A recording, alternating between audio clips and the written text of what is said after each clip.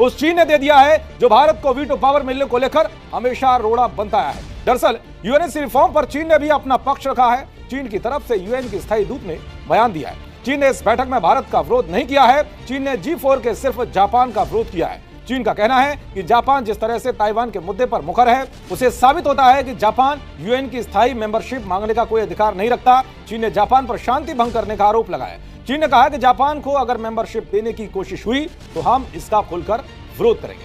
यानी कि चीन ने खुले तौर पर भारत का भी समर्थन कर दिया है। मैं समझता हूं कि ये that is something which is required कि हमें इस पार्टनरशिप को बचाना है, क्योंकि हमें अमेरिका असला उस तरह नहीं देगा और हम अमेरिकी असला अफोर्ड भी नहीं कर सकते।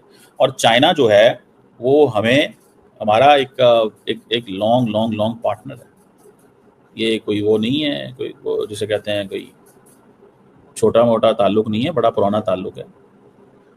ताल्लुकात बीच में, अगले दिन मैं जनरल आसिम मुनीर का कहीं स्टेटमेंट सुन रहा था, उन्होंने कहा कि हम एक दोस्त को दूसरे दोस्त पे कुर्बान नहीं करेंगे।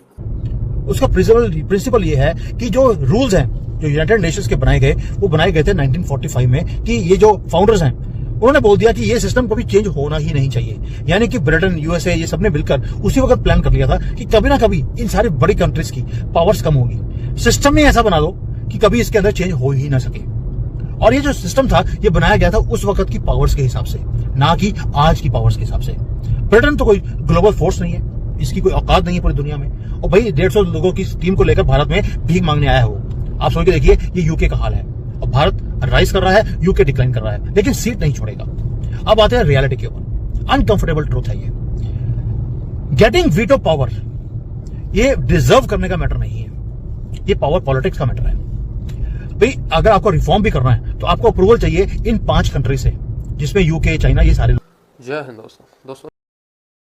जय हिंद दोस्तों, स्वागत है आपका हमारे चैनल जय भारत में। जैसा कि देखा जा रहा है कि इस समय जो स्थायी सदस्य की मीटिंग चल रही है, जिसमें से चाइना, जापान, इंडिया और बहुत सारे देश के राष्ट्र मिले हुए हैं, जिसमें से पाकिस्तान ये विरोध कर रहा है कि भारत को स्थायी सदस्यता नहीं देनी चाहिए, क्योंकि चाइना जो है, चाइना भी इस स्थायी सदस्यता के मध्य में आता है। और अगर ऐसा होता है तो इंडिया को बहुत ही ज़्यादा फ़ायदा होगा, जिसे देखकर पाकिस्तानी लोग बहुत ही बुरी तरीके से चिढ़े हुए हैं। तो आप लोग बने रहिए वीडियो में, मिलते हैं वीडियो के लास्ट में। वरना जब भी यूएनएससी रिफॉर्म और एक्सपेंशन की बात होती थी, चीन भारत के लिए वीटो यूज करके रोक देता था। जिसमें यूके, चाइना, ये सारे लोग आते हैं। वो अपने पावर को छोड़ेंगे क्यों? जब उनको पावर मिल गई और परमानेंटली मिल गई, वो छोड़ेंगे नहीं। अगर चेंज करने की बात बोलोगे तो वीटो पावर यूज कर लेते हैं। चाइना आपको सपोर्ट क्यों करेगा यूनाइटेड नेशंस में? आंसर सिंपल है, ये कभी भी आपको सपोर्ट नहीं करेंगे, आपको वीटो पावर नहीं लेने देंगे। अगर ये इंडियंस ये पार्टनरशिप तोड़ते हैं, ठीक है। अब पाकिस्तान तो बार बार इंडियन चाइनीज को ये कहता रहा कि हमारे लिए मसला ये है कि हम भाई साहब वो जैसे कहते हैं ना, इंडिया हमारी प्रॉब्लम क्रिएट करता है, इंडिया इन प्रॉक्सीज को सपोर्ट करता है। लेकिन नॉट इवन वंस चाइनीज ने इंडियंस को ये कहा है कि आप ये हमारे बंदे मरवा रहे हैं। एक दफा भी नहीं उन्होंने कहा, एक दफा भी नहीं उन्होंने कहा। इस चीज को जहन में रखें,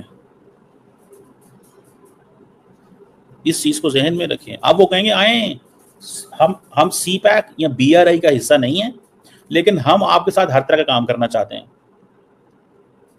हम आपके साथ हर तरह का काम करना चाहते हैं।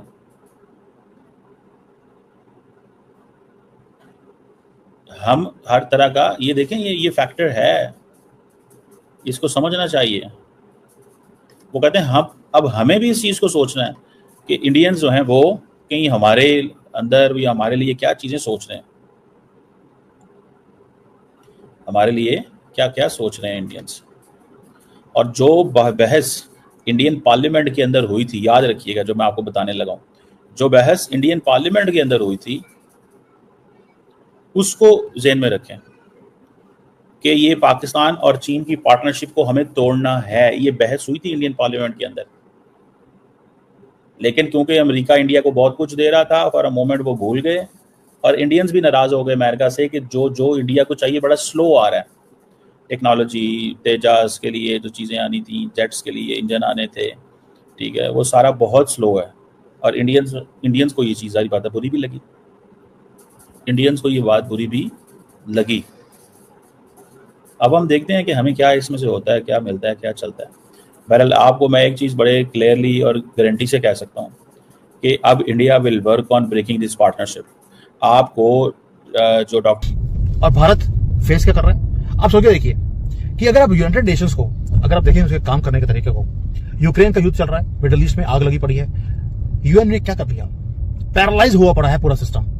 वीटो के ऊपर वीटो यूज की जा रही है, डेडलॉक के ऊपर डेडलॉक किया जा रहा है, क्लाइमेट चेंज के ऊपर कोई काम नहीं, एम्प्टी प्रॉमिसेस हैं। कोविड-19 हुआ, इन्होंने वैक्सीन की डिस्क्रिमिनेशन करनी शुरू कर दी, ट्रैवल बैन लगा दिए, और यूनाइटेड नेशंस किसी भी चीज को प्रोटेक्ट करने में असमर्थ है। और जब यहाँ आती है ट्रेड और टेक्नोलॉजी की बात आती है, तो वेस्ट ने पूरा कंट्रोल किया हुआ है रूल्स को, उनके रूल्स के हिसाब से दुनिया को चलना पड़ता है, सप्लाई चेन्स को कंट्रोल करके रखा हुआ है, यानी कि हर चीज के ऊपर कंट्रोल है वेस्ट का।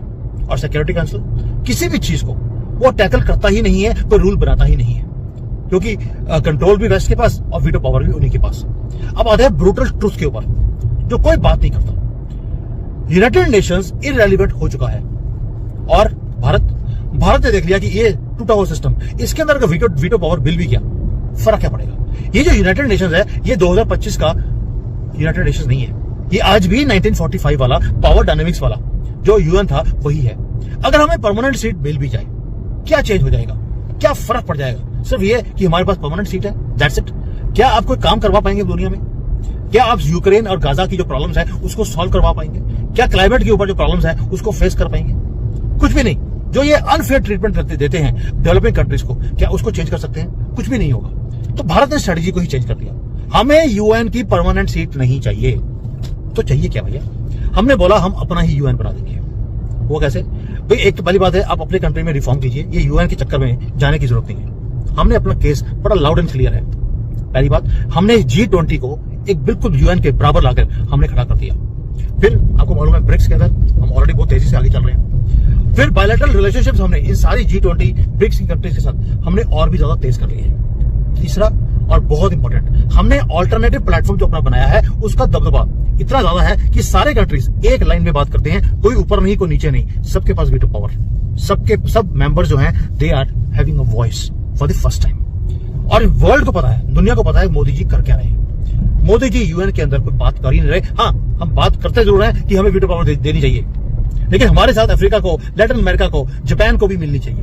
12 परमानेंट सीट होनी चाहिए, और जो मेजोरिटी वोट होगा कोई वीटो पावर नहीं, वोटिंग कीजिए, जो मेजोरिटी वोटिंग होगा उसके हिसाब से दुनिया चलेगी। ये है जो भारत कर रहा है। हमें वीटो पावर ना चाहिए, और अगर मिल भी गया तो आप कुछ घंटा चेंज नहीं कर सकते दुनिया का। हम क्या कर रहे हैं? एक ही बात, सिर्फ सिंबॉलिक। वीटो पावर मिल गया, नहीं चाहिए हमें चाहिए मिलिट्री स्ट्रेंथ, हमने कैपेबिलिटी बनानी शुरू कर दी। हमें चाहिए इकोनॉमिक पावर बनना चाहिए, हमने बनना शुरू कर दिया। टेक्नोलॉजिकल एडवांसमेंट चाहिए, हम वो काम कर रहे हैं। मैटर नहीं करता कि आपको यूएन की सीट है कि नहीं है। ये सोशल मीडिया के ऊपर जो इतना पागलों की तरह वीडियो बन रही है, मुझे दुख होता है कि लोग कितनी जल्दी बेवकूफ बन जाते हैं इन चीजों के ऊपर। मीन्स कि अगर हम आज अमेरिका के करीब हैं तो हम चाइना को कुर्बान नहीं कर देंगे। अब चाइनीज बड़े सवाल उठा रहे हैं, इंडियंस इस सवाल को उठाएंगे, पिक करेंगे।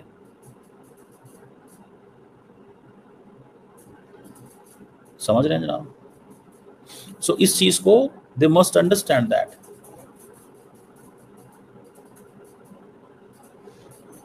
इस चीज को समझना चाहिए, और बड़े क्लियरली समझना चाहिए, और बड़े कंफर्टेबली समझना चाहिए। अब मुझे इस चीज़ की समझ नहीं है कि हमारी लीडरशिप जो है वो, अभी फॉर एग्जांपल जब चाइना और पाकिस्तान, भारत और पाकिस्तान की जंग हुई तो पाकिस्तान की लीडरशिप चाइना गई है। आई थिंक मिलिट्री लीडरशिप गई है चाइना, पॉलिटिकल लीडरशिप नहीं गई। पॉलिटिकल लीडरशिप नहीं गई, मिलिट्री लीडरशिप गई है। अब देखते हैं कि क्या निकलता है इसमें हमारे लिए, क्योंकि हमें आई होप आपने वीडियो में एंजॉय किया होगा। तो ऐसे ही वीडियो देखने के लिए आप हमारे चैनल के साथ जुड़ जाइए, तथा Pakistani reaction, Pakistani girls reaction, Pakistani funny reaction व पाकिस्तानी मीडिया रिएक्शन देखने के लिए आप हमारे चैनल को सब्सक्राइब कीजिए। ऐसे वीडियो आपको हमारे चैनल पर हमेशा मिलते रहेंगे। जय हिंद, जय भारत।